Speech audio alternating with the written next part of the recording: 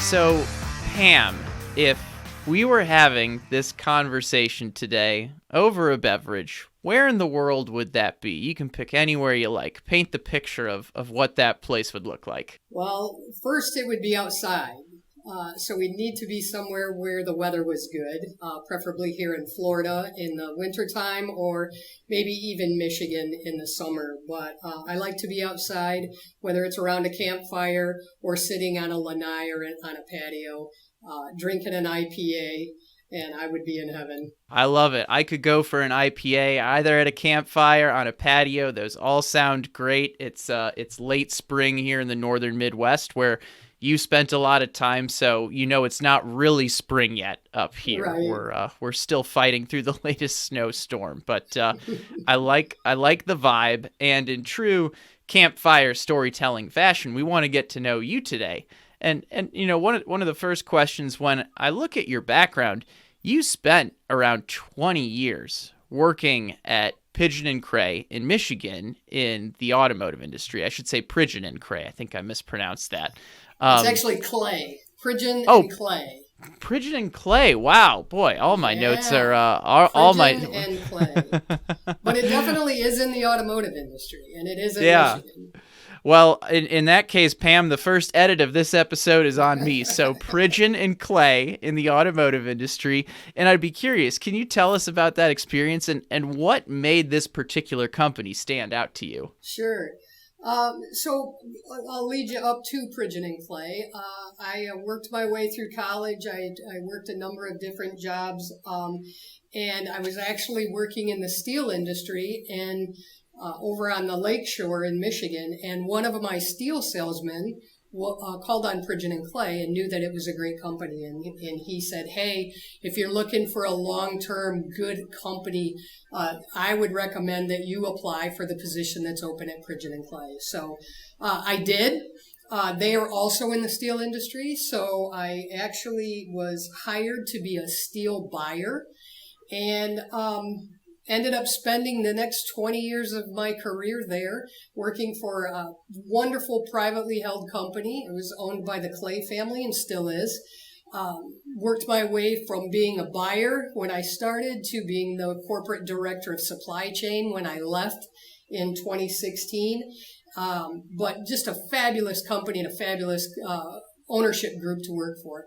And would you say that's what made it stick out, right? Because I feel like it's unconventional, you know, even in the last 20 years to stick with a company for that long. So I'm curious, you know, you mentioned the leadership. Was that it, or were there other aspects that made it such a great place to be? There were a number of aspects of it. I would say what was interesting to me is when I walked in for my interview, I got that deja vu feeling. So I felt like I walked into a place that I had either been before or I belonged in. So it was very comfortable for me personally. The setting, how they did things, how they interacted with their employees, all of it was appealing to me. And as I stayed longer and longer, what was very evident was it was a people-oriented company. Like I said, it was owned by the Clay family. It's currently in its third generation of Clays, and they treated us all like family. And they also gave us a lot of opportunities as young people growing up and working our way through. If we had an interest in another position or another department, that opportunity was open to us. So that was very appealing to me too. I always say that I have a pretty short attention span. So it's always fun for me to learn something new, try something different, and expand my skill set. And Pigeon and Clay gave me the opportunity to do that. So you highlight not only the family field, but the opportunity to move up from within. You know, what advice would you give to other manufacturing leaders out there now when it comes to retention and promoting from within? How can other people replicate the success you saw at Pigeon and Clay? Well, one is opening opportunities up to people that you may not think would take advantage of it. So as leaders, when we're at work, we tend to formulate our own opinions about what our employees might want to do. Why would an engineer ever want to get into sales? Why would a salesperson ever want to get into operations management? And if you don't ask the question, you're never going to get the answer.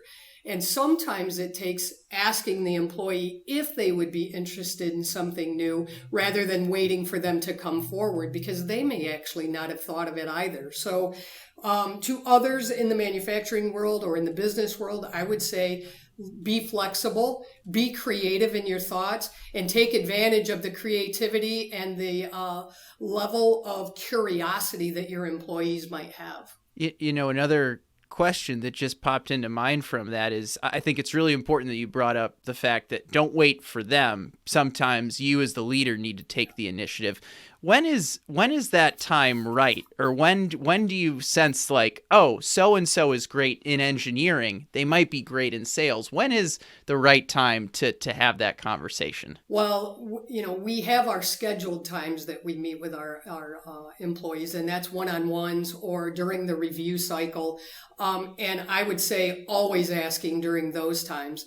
Another time is if you're involved with an employee during, if you pull a team together for a Kaizen event or a lean activity or, whatever the case may be, watch what they're good at and then ask the question about what you think that skill set that they have could be used for in the future. So, don't limit it to when you have a one-on-one, but use team opportunities or, interactions that you're watching with other people to ask the questions. Yeah. So what I heard is it's not only that formal time that you have set up like the one-on-ones, but be cognizant of other opportunities, whether it's a team event or something more impromptu as well. Absolutely. It's fun to have Christmas parties or retirement parties at work and watch how people interact with others.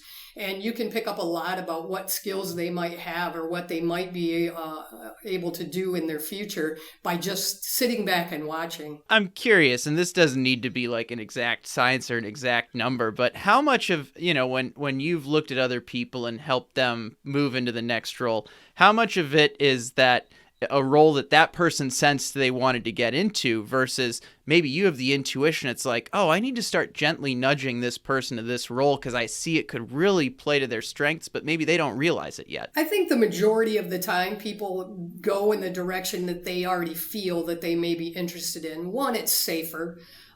They feel more secure going into a field or a role that they already had an idea about. But, if I had to put a number to it, I would say 20 to 25%. People surprised me and said, oh, yeah, I'd like to try something new. If I take myself, I ran the gamut. I mean, I went from being a buyer, I worked in inspection and in quality control. I worked in finance and systems implementation, working with IT groups. So, I know that my curiosity has been fertilized by people giving me opportunities. So I think it's in the forefront of my thoughts when I look at others. Yeah. Well, speaking of career trajectories and going to a lot of different spots, I understand one of the latest chapters in your career was you went to Florida with the intention of retiring, but ended up coming out of retirement to work for R&D Automation. Why did you decide to come out of retirement and go back into industry? Can you share a bit of that story? I certainly can. One of the things that you do when you're preparing for retirement is you think about the financial aspect. Am I financially in a position where I can retire? Once you realize that you can do it, one of the things that I would recommend that everyone do is try to determine if you are mentally prepared to retire. And that I was not. I wasn't, I didn't have a hobby other than golf, but I mean, I don't have something that I can spend the majority of my time doing. So it got to the point where I was just wondering what to do with my time. So I realized that I wasn't really ready to be done. I thought that I could still contribute to a company or to an industry. I didn't know how that would look. R&D was looking for somebody to lead their procurement, their buyers, and their purchasing team. So I applied for the job thinking that that would be a really good coast into retirement type of position. And then once I got here and we were acquired, R&D was acquired by a private equity group. And so a lot of opportunities became very visible and very apparent. And I just was lucky enough to take advantage of one of the opportunities that was presented to me. So it turned out I went from being retired to having a job to now resurrecting my career and actually enjoying what I do, who I work with, and the industry that we're in. So here I am, full steam ahead again. Yeah, and what I find interesting is you had such a great company, such a great experience that you worked at with Pridgeon and Clay. I'm curious, what excited you about the R&D team the first time you walked in the facility, or when you were really getting to know the leadership, the people there, etc.? Well, I'm going to talk about Pridgeon and Clay a little bit. In the 20 years that I was there, I was fortunate enough to have a core group of employees that was there for the same amount of time. So they either could have started just before me or just after me, and they were there when I left, or they left right before me. So for 20 years, I had the opportunity to work with the same employees. When I came to R&D and I looked at the staff here and I looked at how the people remained at the company as the company grew, that of course was very appealing to me. That tells you, just speaks volumes about the content of the character of the people that run the business. It talks to you about the atmosphere and the collaboration that goes on in the company. And it's just very, very appealing to me. Yeah, I want to talk about, let's say, the talented folks there at R&D as well, because that's something you mentioned when we were talking, gosh, maybe about a month ago, right? You described, I think, the talent at R&D as beyond anything you'd seen before in industry. Yes. So maybe provide a bit more color to that. How does that talent manifest itself, if you will? Well, we are an engineering company, so we build automated equipment. Automation is our passion. And so, of course, we've got very creative and very intellectual people working here. They have a very solid continuous improvement mindset. So the customer comes and says, I have a problem, or I need a solution for something. And the creativity starts kicking in with this group of people. And it's just fun to watch them work together to try to come up with a solution. I think that how that's manifested is there's a very solid process of steps that we go through. You know, as creative as we are, we're not fly by the seat of our pants. There, we follow a process. We look to make sure that we're taking care of whatever our customers' needs are, and making sure that whatever we're building is very repeatable and has quality built right in. The employees here respect each other. They respect the industry that we're in, and they really want the product to reflect what our personality is and to help our customers. So the customer will come back to us in the future with another opportunity. It's really fun to watch the camaraderie within the group. So you talk about the respect the team has for one another. You talk about the processes that the team have, and you bring a lot of operational experience from your past career as well. What another bit of advice for the audience out there, what advice do you have when it comes to bringing out, let's say, operational excellence in a team? Make sure that people understand the why. I mean, the operational excellence has built into it continuous improvement mindset. How do we continue to make what we do easier, better, faster, more profitable, all of those things? And how do we introduce our customer to the same thing? So understanding why change is necessary, because this has to be an evolution. Our company has to evolve, our product has to evolve, our employees have to evolve in order to stay relevant in our industry and in our business. So, making sure that people understand why these steps are important, but then also engaging them in what that process might look like. How do we make sure that our culture stays intact as we evolve into what we need to be successful tomorrow? How do we transition from selling a product to selling a solution? That solution in itself can transition or evolve into something else, because the solution yesterday won't be what the solution is tomorrow. So how do we make sure that we're building an environment that can get us to where we need to stay ahead of the group? And it's important to celebrate the past, celebrate today, and look forward to the future. There's a lot in that answer. I'm trying to figure out which direction to go with the next question, because I'm curious to get some advice on how do you lead through change, right? And there were so many things you mentioned that had to do with change, right? Helping the people understand why change is necessary. That was one. How do you keep the culture intact when those changes are happening? And then even more specific, transitioning from selling a product to selling a solution. So, maybe I'll go back to that original broad question rather than focusing on one of those areas. How do you lead through change so that way all those things that you mentioned can happen, remain intact, etc.? Model the behavior, keep an open mind, listen to your employees, listen to your customers, and listen to your suppliers. And we haven't even mentioned your ownership group. I mean, our ownership group has a vision of what we should look like. And we need to make sure that we're listening to them too. And then the leadership part is pulling all of those pieces to the puzzle together and making this mosaic that makes all of us happy and brings joy to us, but also pays the bills. It's funny. I think the best leaders that we've had on this show modeling the behavior is something I've probably only heard a few of them say it directly. Some have hinted at it, but I love that first part of the answer and everything you shared. A lot around listening as well. You can never hear that too many times to understand that listening is one of the keys to make sure you're doing the right things.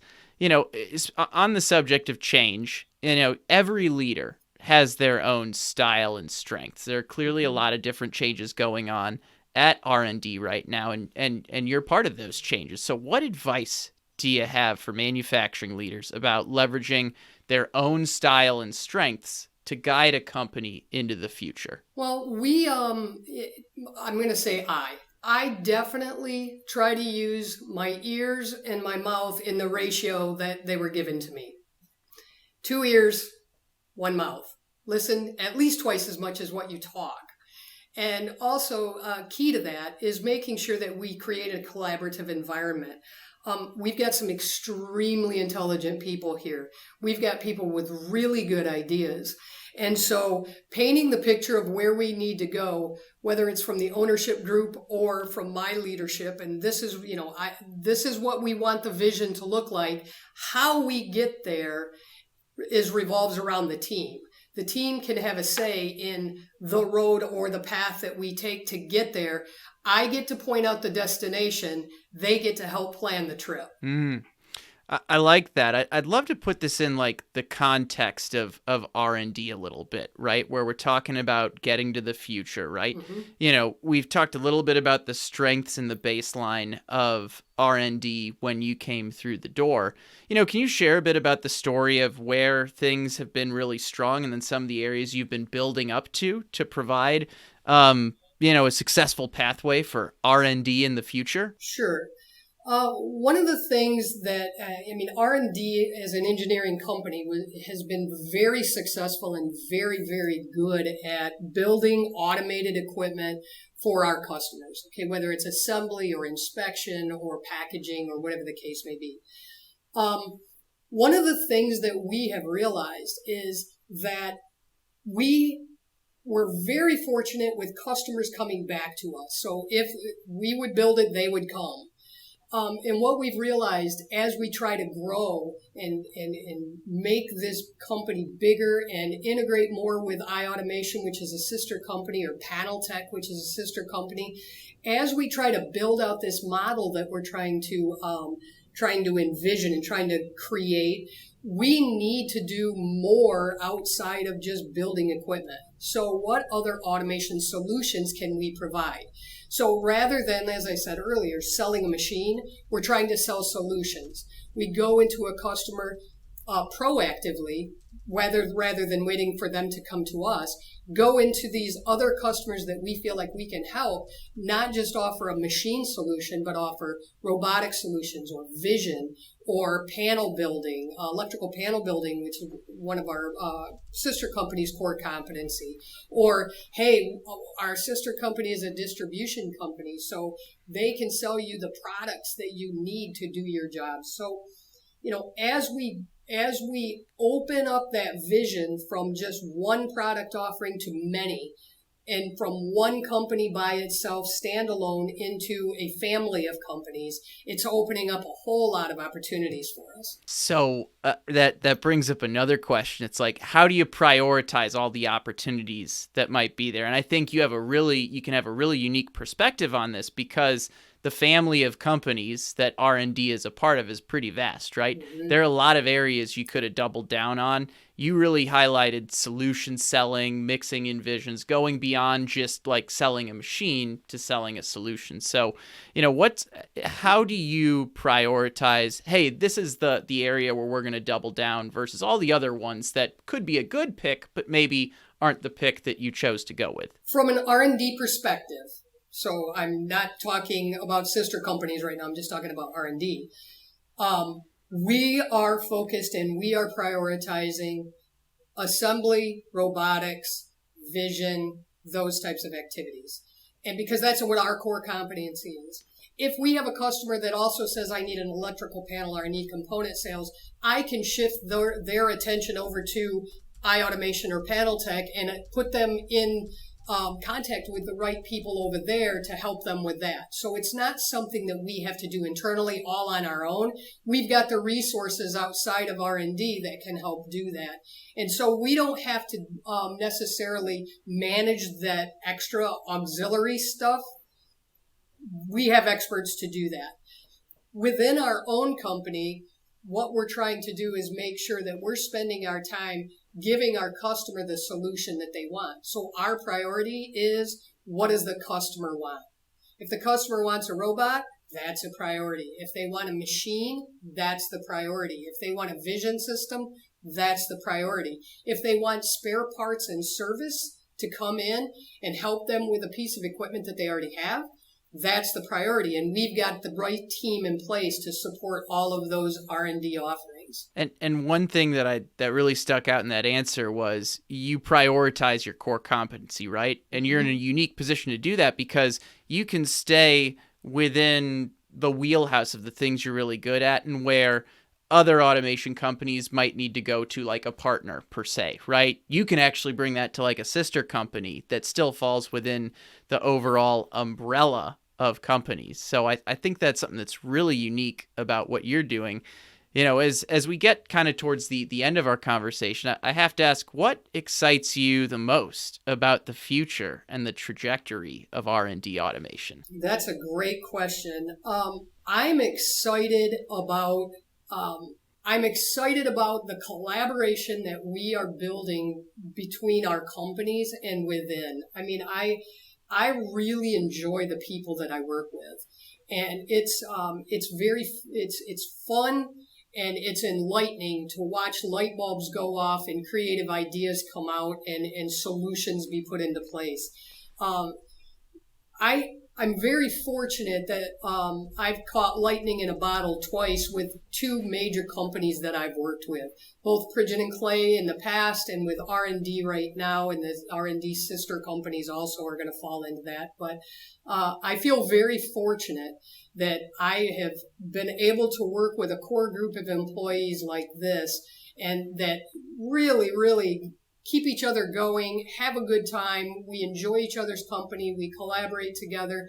We don't always agree, but we come up with a solution, and it's fun to be a part of an evolution. And I have to ask this because it sounds like, I mean, you no doubt you walked into a strong culture, right? People were already Yeah. collaborating in a lot of ways, right? But how do you foster that collaboration, particularly as the company grows, right? There are new companies that are a part of this now that people weren't collaborating before. And I'm asking this like from the perspective of any manufacturing leader out there that's probably like, how do I get my teammates working together, coming up with great ideas on their own, things like that. So how do you foster that collaborative environment? Well, I'm a big believer in there's no such thing as too much information. Understanding why we're doing what we're doing and understanding the other players that are a part of it. So, one of the struggles when you are part of an organization that's involved in mergers and acquisitions is you're introducing new players or new cultures or new industry into your umbrella. And what happens is people get fearful of that. They're, am I going to be protected? Is my culture in my company going to be protected? Are they going to pick this up and move it somewhere else? And so making sure that people understand what the goal is and why we're doing what we're doing is key to making sure that people don't get frightened and just leave because they don't understand the unknown. And that's something that a lot of companies struggle with because it's like if I tell you everything, then that means I might tell you something that you don't want to hear. But if I don't tell you the good stuff and what might not be so positive, then you're gonna come up with your own conclusions, and your own conclusions may be even worse than what I could tell you. So let's be honest, let's be open, let's be transparent. One of the best things that we've done here is we've implemented quarterly fireside chats. So we have a little fake fire that we put in the middle of the conference room table, and we bring 10 or so employees in, and they can ask me anything they want. It can be about the business. It can be about me. It can be about anything. And it opens up the dialogue. And they ask really good questions about what they don't know, what they think they know and they want clarification on, or what might be frightening, or what might be really exciting. And it's just been fantastic. And the questions have been phenomenal. I love really great tactical advice, like having that like literal like fake fire in the middle of the table. I think that's a great way to get people to kind of roll up their sleeves, loosen up a bit, and just be open about it, right? Because it goes back to, I mean, at least a big theme I've picked up is two-way communication, right? A lot of listening, and then when you're talking, got to be transparent, right? Share the positives, share the challenges, be open about all those things. So I don't know, you might need to give away like a free little fake fireplace with all your machines in the future. I think that's a great idea that I've pulled. I got to give credit to our VP of Operations, Aaron Lane. He was the one that brought that into the first fireside chat, plugged it in, and he said, "Have fun, Pam." And he left us to it. So I love it. Great ideas throughout this conversation. Just my last question, I ask everyone this. We've covered a lot of ground in the past 30 minutes. Is there anything you wish I would have brought up or something you wish we would have talked about that just hasn't come up in the conversation yet? One of the things that we always talked about at Pridgeon and Clay, and we try to do here too, is, make sure that we have fun. Work doesn't have to be tedious. We can come together. We can enjoy each other's company. We can make fun at the workplace, and I think that it helps a lot. And there's nothing worse than dreading going to work. And if we can do anything to keep people from dreading it, then that's our main focus. We have to do that. It's too easy for people to go get another job right now. We need to maintain our culture and and make it so people feel like they're appreciated and they have a good time when they're here. Yep, adding that element of fun, I think, is the cherry on top of everything you've talked about around the culture, the collaboration, all the evolution that's taken place. I'm excited to keep watching what you do at RND. I've known about that company personally for years, so it's cool seeing you continue to take that company into the future. So, with that, Pam, I just want to thank you so much for taking the time to jump on today's show. Thank you very much. And the last thing is just remember it's a team sport. Absolutely. Thanks again.